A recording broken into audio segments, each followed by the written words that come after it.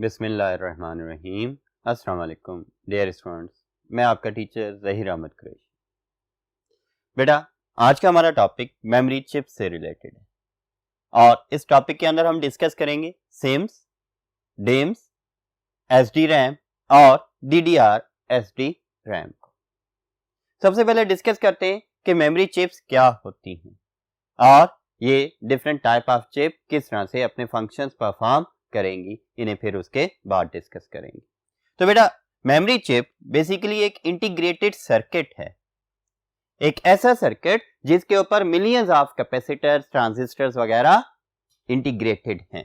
ठीक है, तो इंटीग्रेटेड सर्किट मींस के जिसके ऊपर बहुत सारे इक्विपमेंट्स इंटीग्रेटेड हो, उसे इंटीग्रेटेड सर्किट कहते हैं। Made up of millions of capacitors and transistors.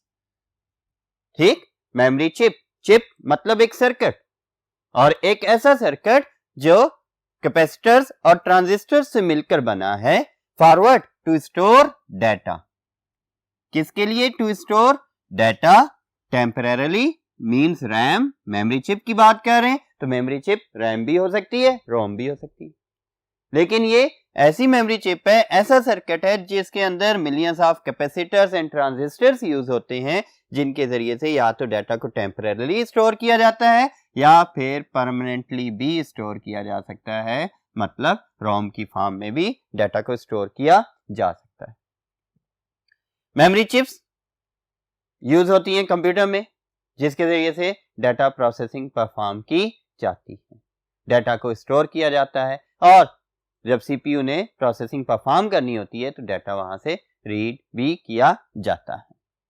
Memory chips को हम 4 कैटेगरीज में क्लासिफाई कर सकते हैं due to their structure. Basically ये है SIMM, single inline memory module, DIMM, SD RAM and DDR SD RAM.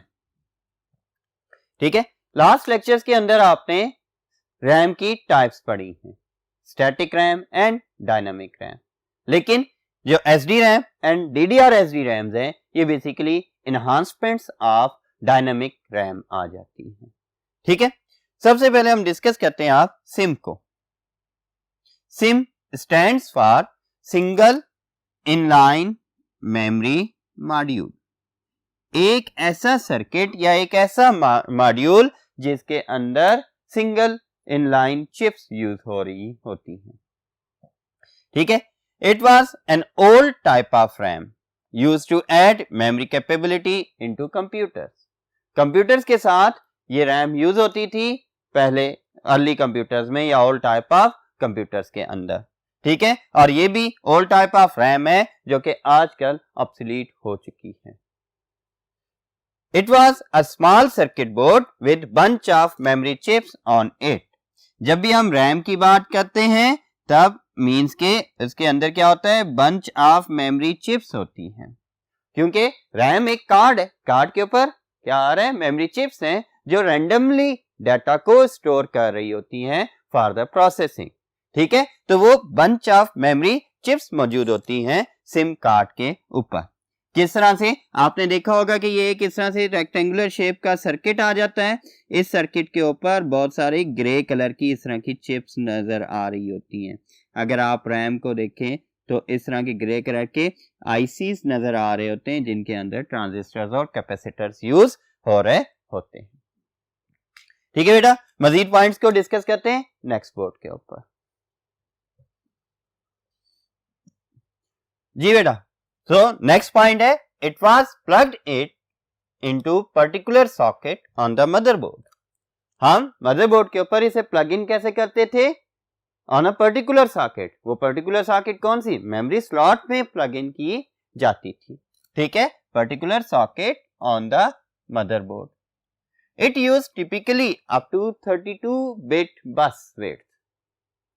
जो डाटा ट्रांसफर के लिए जो बस इसे रिक्वायर्ड होती थी वो कितनी कैपेसिटी की यूज कर रही होती थी? 32 बिट बस को यूज करके ये डाटा को ट्रांसफर कर सकते। Its storage capacity was ranging from 256 KB up to about 32 MB। मींस ये पुरानी टाइप ऑफ रैम थी और इसकी स्टोरेज कैपेसिटी भी 256 KB से स्टार्ट होकर 32 MB तक होती थी sir. SIM had its contact terminals on either side with one entry and one exit point. ठीक है, SIM के contact terminals किसी एक साइड पर होते थे, दोनों साइड्स पर नहीं होते थे, किसी एक साइड पर। कंटेक्ट टर्मिनल्स क्या हैं? सिम कार्ड्स के ऊपर अगर आप देखें तो एक कॉपर के टर्मिनल्स लगे होते हैं जिनके जरिए से वो मेमोरी स्लॉट में मदरबोर्ड के साथ कनेक्ट हो रही होती हैं और डाटा ट्रांसफर और चार्ज प्रोवाइड हो रहा होता है उन्हें। ठीक है, तो इस वजह से कहा जाता है कि जी सिम के अंदर जो इसके कॉन्टेक्ट टर्मिनल्स थे वो आइदर साइड पर होते थे, किसी एक साइड पर होते थे, दोनों साइड्स पर नहीं होते थे। और इसके साथ साथ तमाम चिप्स को कंबाइन इस तरह से किया गया होता था कि सिर्फ एक ही एंट्री पॉइंट होता था और एक ही एग्जिट पॉइंट होता था। पहली चिप के अंदर डाटा स्टोर हो रहा है, जब वो फिल होती थी तो सेकंड चिप में डाटा जाता था, सेकंड के बाद थर्ड में, थर्ड के बाद फोर्थ में। इसी वजह से इसकी processing speed, data retrieval speed slow थी। ठीक है, सो बेटे same were used in early computers of 1980s and 1990s। ठीक है, ये अर्ली कंप्यूटर्स के अंदर यूज होते थे जो कि 80s और 90s के थी। ये आजकल यूज नहीं होती, ये आजकल ऑब्सोलीट हो चुकी है। अब हम डिस्कस करते हैं जो आजकल यूज होने वाली रैम है वो किस टाइप की है, उसे हम डिम्स कहते हैं। उन सर्किट्स को डिम कहा जाता है। डिम्स क्या है? Dim stands for dual inline memory module. ये स्टैंड कहता है dual inline memory module. Dual मतलब टू साइड्स। ठीक है, अब ये क्या है? It is also a type of RAM use in computers nowadays. ये भी अनदर टाइप ऑफ रैम है लाइक सिम। ये एनहांसमेंट ऑफ सिम कह सकते हैं क्योंकि इसकी स्टोरेज कैपेसिटी भी ज्यादा है। ये ग्रेटर बस वेट के साथ डाटा ट्रांसफर कर सकती है, फास्टर है। ठीक है, तो it is a small circuit board having memory chips on it. ये स्मॉल सर्किट बोर्ड होते हैं, इसके अंदर भी मेमोरी चिप्स होती हैं to store data and programs, जिसके जरिए से डाटा और प्रोग्राम्स को स्टोर किया जा सकता है। सेम लाइक सिम्स, ये भी सेम है। वहां पर बंच ऑफ मेमोरी चिप्स है, यहां पर भी क्या होता है? मल्टीपल मेमोरी चिप्स होती हैं जिनके अंदर डाटा और प्रोग्राम्स को स्टोर किया जा सकता है। It is plugged in into memory slot on the motherboard, और ये मेमोरी स्लॉट में प्लग्ड इन होती है on the motherboard. SIMM 32 bit bus width provide करता था, जबकि डिम क्या कह रही है? 64 बिट्स बस वेट को यूज कर रही है bus to memory to transfer more data at once. ये क्या करती है? It uses 64 bit memory bus, means double of the SIMM. SIMM 32 bits को यूज करती थी, डिम कितनी बिट्स को यूज कर रही है? 64 बिट चैनल्स को यूज कर रही है और उनके जरिए से 64 बिट मेमोरी वर्ड का डाटा एट वंस ट्रांसफर कर सकती हैं। It has its contact terminals on both sides. इसके contact terminals क्या हैं? दोनों साइड्स के ऊपर होते हैं। सिम के contact terminals either साइड पर थे, किसी एक साइड पर होते थे। इसके contact terminals both sides पर होते हैं with independent entry and exit points, यानी कि हर चिप का अपना एंट्री और एग्जिट पॉइंट होता है। सिम के अंदर एक ही एंट्री और एक एग्जिट पॉइंट था। तमाम चिप्स एक ही जगह से इंटर हो रहा होता था उनमें डाटा और एक ही जगह से एग्जिट होता था, लेकिन इसके अंदर हर चिप का इंडिपेंडेंट एंट्री और एग्जिट पॉइंट्स होते हैं। चलते हैं नेक्स्ट बोर्ड की जानिब और रिमेनिंग पॉइंट्स को डिस्कस करते हैं डिम से रिलेटेड। जी बेटा, so DIMM has replace SIMMs due to faster data transfer rate. अब ये देखें रिप्लेसमेंट क्यों हो रही है, क्या एडवांटेज है डिम का? कि इसका फास्टर डाटा ट्रांसफर रेट है and better capabilities. Better capabilities मतलब कि ज्यादा डाटा को स्टोर कर सकती है। फास्टर डाटा ट्रांसफर रेट मतलब 64 bit data at a time transfer कर सकती है, ठीक है। और इसकी स्टोरेज कैपेसिटी कितनी है?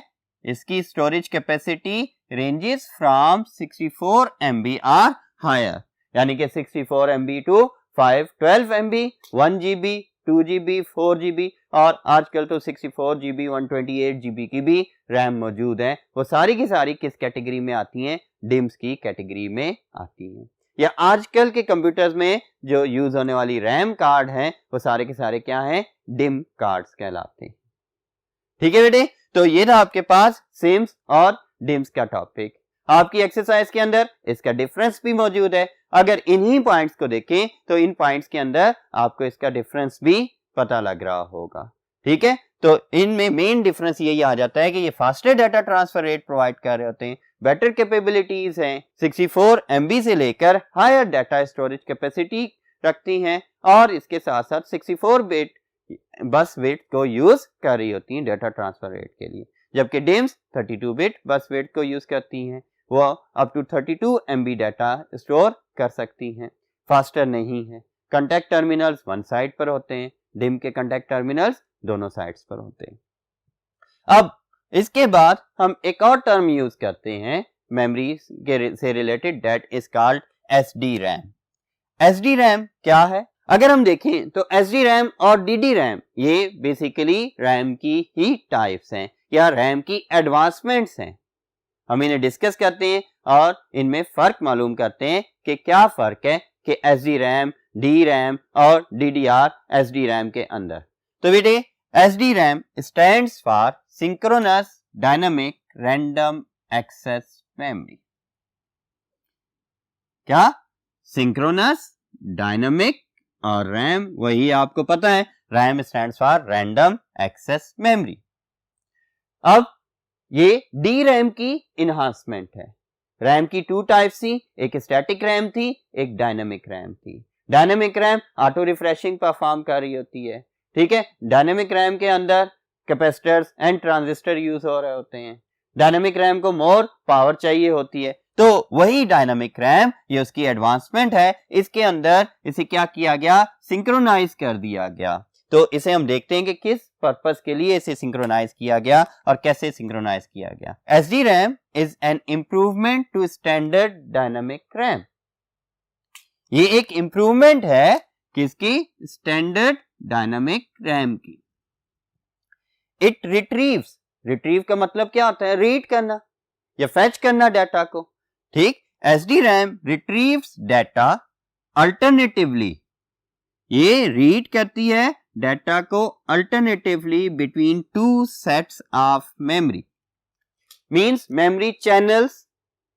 अब डायनेमिक रैम क्या करती है? डायनेमिक रैम के पास one set of memory channels थे जिनके ऊपर से या तो डाटा रीड हो रहा होता था या फिर राइट हो रहा होता था, ठीक है। अल्टरनेट ऑपरेशंस परफॉर्म करने के लिए सिस्टम को वेट करना पड़ता था, वो डिले काज होता था कि अगर डाटा रीड हो रहा है तो राइट ऑपरेशन परफॉर्म नहीं हो सकता, अगर राइट ऑपरेशन परफॉर्म हो रहा है तो रीड ऑपरेशन परफॉर्म नहीं हो सकता, ठीक है। ये हाफ डुप्लेक्स लाइक चैनल से जिन पर एट अ टाइम सिर्फ एक ही ऑपरेशन परफॉर्म किया जा सकता था। लेकिन SD रैम के अंदर इनहांसमेंट की गई, इंप्रूवमेंट की गई और जो मेमोरी चैनल से उन्हें टू सेट्स ऑफ मेमोरी में चेंज कर दिया गया। अल्टरनेटिवली अगर एक रीड कर रहा है तो दूसरा सेट राइट कर सकता है, और अगर एक राइट कर रहा है तो दूसरा सेट उसे रीड भी कर सकता है। तो इसके लिए मींस कि क्या आ गया कि alternatively two sets of memory दे दिया, जिसके जरिए से at a time without any delay one memory word read भी हो सकता था और वन मेमोरी वर्ड राइट भी किया जा सकता था। It eliminates the delay, same point जो अभी मैं आपको बता कर हटा हूं कि ये क्या करता है? रिड्यूस करता है डिले को। कौन सा डिले? कास्ट इन डी रैम, जो कि डी रैम में मौजूद था। और किस तरह का डिले था? When one bank of memory addresses is shut down while another is prepared for reading, कि अगर एक बैंक ऑफ मेमोरी रीडिंग के लिए प्रिपेयर्ड है तब दूसरा शटडाउन हो जाता था जो इसने राइटिंग करनी होती थी। तो इस वजह से जो डिले आ रहा होता था तो उसे खत्म कर दिया गया किसमें, एसडी रैम के अंदर। अब SD RAM faster data transfer provide कर रही है, सीपीयू को ऑप्टिमाइज कर दिया कि सीपीयू की स्पीड के मुताबिक इसने भी अपनी स्पीड को इनहांस कर लिया कि ये ज्यादा डाटा सीपीयू को प्रोवाइड कर रही थी, एफिशिएंसी इंक्रीज कर दी सीपीयू की। तो इस तरह से इसमें काम होता रहा। रीजन इसका ये है कि when one bank of memory addresses is shut down, यानी कि एक bank of memory address shut down हो गया, व्हाइल अनदर इज प्रिपेयर्ड, जब दूसरा प्रिपेयर्ड है फॉर रीडिंग। किसके लिए, एक अगर रीडिंग के लिए प्रिपेयर्ड है तो दूसरा बैंक, दूसरा पार्ट उसका शट डाउन हो गया, डिले आ गया, वेट कर रहा है कि ये रीडिंग कंप्लीट हो जाए तब राइटिंग परफॉर्म की जा सके। अब इसे सिंक्रोनस डायनेमिक रैम क्यों कहते हैं, इसको भी देखते हैं। It is called synchronous dynamic RAM because it synchronises the memory speed.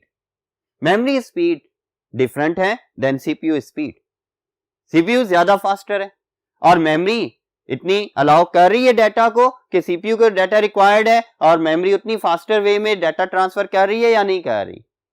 अगर तो कर रही हो तो सीपीयू एफिशिएंटली अपना काम कर रहा है, लेकिन डायनेमिक रैम इतना फास्टली डाटा प्रोवाइड नहीं करती थी। सिंक्रोनस डायनेमिक रैम को सिंक्रोनाइज करवा दिया गया किसके साथ, with the speed of the CPU, कि जिस स्पीड से सीपीयू डाटा को रीड या राइट कर रहा है रैम भी उसी स्पीड से उसे डाटा प्रोवाइड कर सके।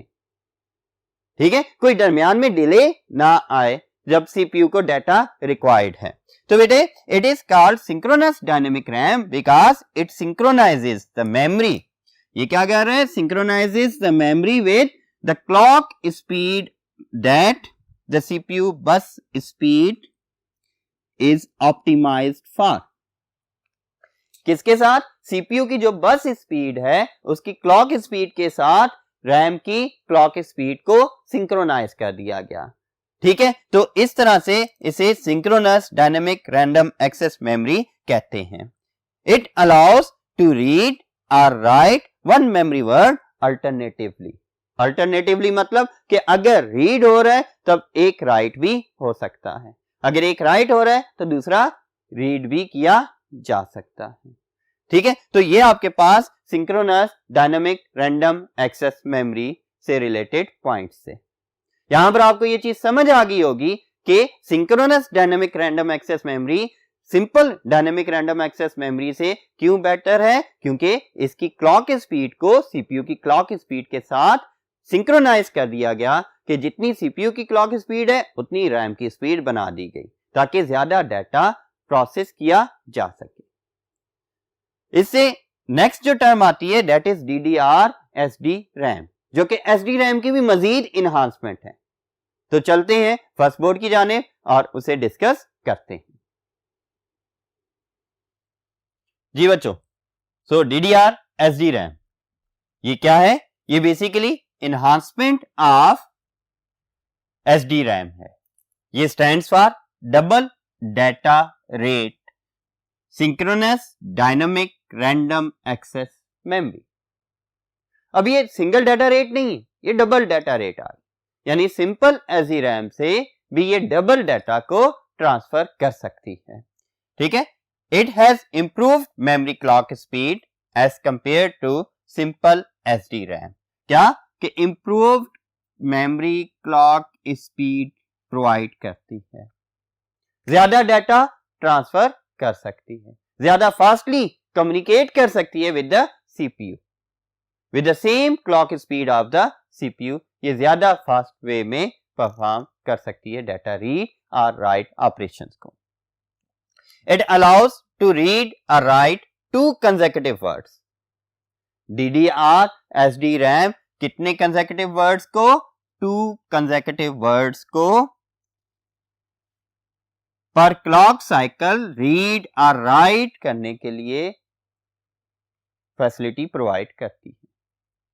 ठीक है, सो बेटा 2 consecutive words at a time read भी हो सकते हैं या राइट भी हो सकते हैं, जबकि जो SDRAM थी वो 1 मेमोरी वर्ड को एट अ टाइम रीड और राइट ऑपरेशन परफॉर्म करने के लिए अलाउ करती थी अल्टरनेटिवली, यानी एक रीड हो रहा था और एक राइट हो रहा था। जबकि DDR SDRAM में 2 कंसेक्यूटिव वर्ड्स रीड और राइट किए जा सकते हैं, 2 वर्ड्स रीड और 2 वर्ड्स राइट किए जा सकते हैं।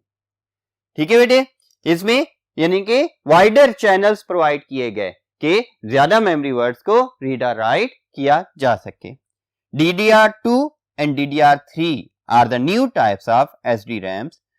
DDR2, DDR3 न्यू टाइप्स हैं, इन मजीद इन्हांसमेंट होगी एंड इवन अब तो DDR4 भी आ गई है।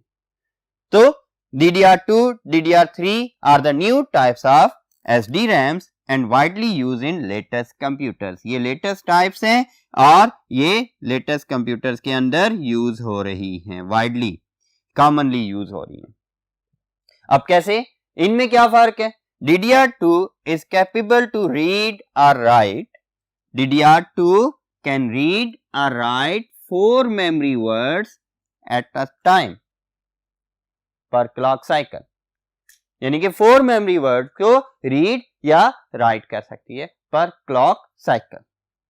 और डिले तो आएगा ही नहीं, 2 और 4 मेमोरी वर्ड्स रीड हो रहे हैं, 2 और 4 मेमोरी वर्ड्स राइट हो रहे हैं, तो इससे आपके पास ज्यादा फास्टर डाटा कम्युनिकेशन परफॉर्म की जा सकती है between RAM and CPU। Multi core processors हैं, तो मल्टी कोर प्रोसेसर्स को हर कोर के लिए अलग अलग मेमोरी वर्ड प्रोवाइड किया जा सकता है। ठीक है, फिर DDR3 is capable to read or write 8 memory words.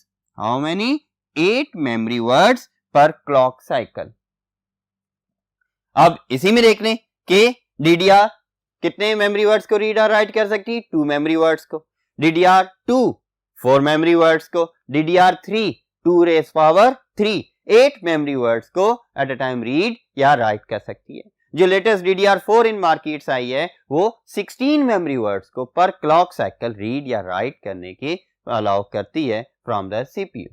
तो बेटा इस तरह से मजीद जितनी भी टेक्नोलॉजी इन्हांसमेंट होती है तो इसकी स्पीड भी उतनी ही फास्टर होती जाती है, उसकी बस विड्थ बढ़ती जा रही है।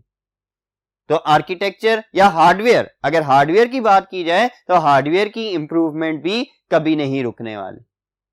जैसा सॉफ्टवेयर में वैरायटी ऑफ एप्लीकेशन चेंज होती जा रही हैं, नए से नए टेक्नोलॉजीज आती जा रही है, इसी तरह हार्डवेयर के अंदर भी नई से नई टेक्नोलॉजीज आती जा रही हैं। तो बेटा ये था आपके पास ये चैप्टर जिसके अंदर हमने सिस्टम यूनिट के अंदर कौन कौन से कंपोनेंट्स होते हैं और वो किस तरह से रोल प्ले कर रहे होते हैं कंप्यूटर प्रोसेसिंग में, ये हमने डिस्कस किया। उम्मीद है कि आपको समझ आई होगी। मुझे इजाजत दें, अल्लाह हाफिज।